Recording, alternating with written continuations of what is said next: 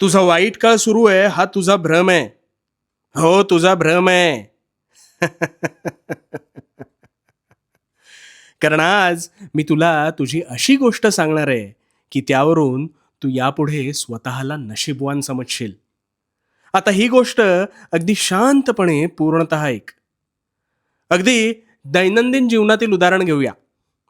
उद्या पाणी टंचाई निमित्त पाणी निव्वळ 2 तास येईल ही सूचना वाचल्यानंतर ज्या गृहिणीला ना पाणी भरून संपूर्ण काम आवरायला 4 तास लागायचे, ते काम तिच्या नकळत तिने 2 तासांच्या आत हे पाणी जाण्याआधी कसे पूर्ण केले हे तिचं तिलाच कळलं नाही. आता तू म्हणशील, याचा तुझ्याशी काय संबंध? आहे ना, संबंध आहे. तुझ्यावर अल्पावधीत असेच काहीसे संकट येते आणि हे संकट आलं की तू आधी निराश होतोस. ह्यातून मी कसा बाहेर पडणार हा विचार करता करता तू त्यातून हातपाय मारत तुझ्या नकळत कधी बाहेर पडतोस हे तुझं तुलाच कळत नाही. बघ, विचार करून बघ. आता हा वाईट काळच तुझा आळशीपणा संपवतो.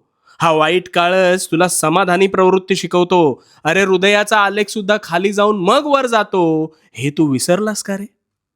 मुळात जेव्हा जेव्हा तू संकटात सापडलास तेव्हा तेव्हा त्या संकटांविरुद्ध लढण्याची ताकद सुद्धा तुझ्या नकळत ह्या वाईट काळामुळेच निर्माण होते. आणि तू काय करू शकतोस याबाबत तुझ्या सहनशीलतेच्या जोरावर तुला स्वतःची खरी ओळख गवसते.